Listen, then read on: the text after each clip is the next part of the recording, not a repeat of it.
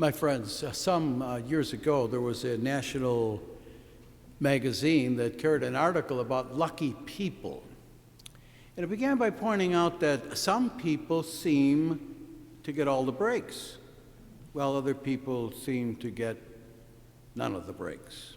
It went on to make a surprising statement. It said that lucky people were often the cause of their good luck, and unlucky people were often the cause of their bad luck. And that statement was backed up by a series of examples. And finally, the article addressed the big question that was on everybody's mind: how do lucky people often cause their breaks? What do they do to make them good candidates for good luck? And how do unlucky people often cause their bad breaks? What do they do to make themselves candidates for bad luck? And the answer that the author gave kind of makes a lot of sense. It said lucky people, by and large, are people who have an upbeat attitude. They're people who are positive and affirming. And above all, they're people who have a knack for focusing on the good side of things, especially the good side of other people. And in contrast, the author goes on to say, unlucky people often have a downbeat attitude. They are people who are negative and even hostile. And above all, these are people who have the habit of focusing on the downside of everything, especially the bad side of people. They're people who are prone to criticize. They're people who are prone to find fault. They're exactly the kind of people Jesus talks about in today's gospel, where he says here, "Why do you notice the splinter in your brother's eye, but do not perceive the wooden beam in your own eye? How can you say to your brother, 'Brother, let me remove that splinter from your eye,' when you do not even notice the wooden beam that is in your own eye? You hypocrite. Remove the wooden beam from your own eye first, and then you will see clearly to remove the splinter in your brother's eye." Very good advice. A good example of this, there's a book called the 12 Steps and 12 Traditions. It's kind of like the Bible of Alcoholics Anonymous and of other 12-step programs that are based on that AA philosophy. And the book points out that it takes you the 12 steps. The first step, of course, is the new person to Alcoholics Anonymous recognizes that his life has become unmanageable because of alcohol. And the second step is to believe that a power greater than oneself can restore a person to sobriety. In other words, it's a way of talking about God.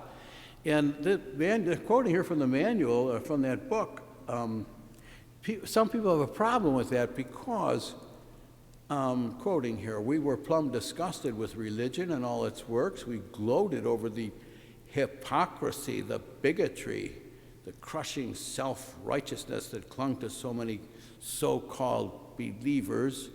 How we love to shout the damaging fact that good people of religion kill one another off in the name of God. And in belaboring the sins of some religious people, we could feel superior to all of them. Moreover, we could avoid looking at some of our own shortcomings. Self-righteousness," quoting again, "the very thing that we condemned in others was our own besetting evil." It's another way of saying what Jesus said: "You hypocrite, remove the wooden beam in your own eye first, and then you will see clearly to remove the splinter in your brother's eye." We have to question again, what do lucky people do to attract good luck, and what do unlucky people do to attract bad luck? And one main reason is that no one really likes to be around people who are negative and hostile. And so when an opportunity comes up, like a job or something like that, people invariably seek out positive, affirming people to fill the opening. And there's another thing that this article points out. If a negative, judgmental, critical attitude is destructive of one's own self, it's even more destructive to others. Instead of encouraging people, we discourage them. And I think what people need most today is a word of encouragement. Not criticism, encouragement. There's a poster, I like to talk about this individual. He was, in the 1800s, he lived in London.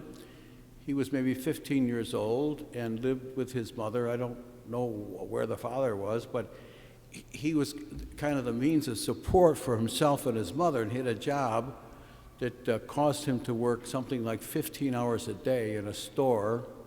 And he did this for a couple of years, and he just could not see any future.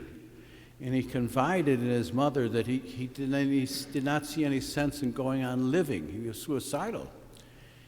And for some reason, he remembered earlier in his life there was a school teacher who was very kind and encouraging to him. So he wrote the teacher a letter, and got a letter back, and the teacher praised him as a person of great creativity and assured him that he was extraordinarily gifted. And to make a long story short, that little letter of encouragement changed the boy's whole life. He went on to become one of England's most successful writers. 80 books he wrote. His name was H.G. Wells. A little bit of encouragement goes a long way. And so today's gospel really invites us to take a look at our general attitude. It's a good thing to do as we're moving into Lent. So are we a person who is adding to the joy of the world by affirming and encouraging other people, or are we doing the opposite, adding to the sorrow in the world by constantly criticizing and nagging others? And then we need to maybe take a look at what we could be doing differently.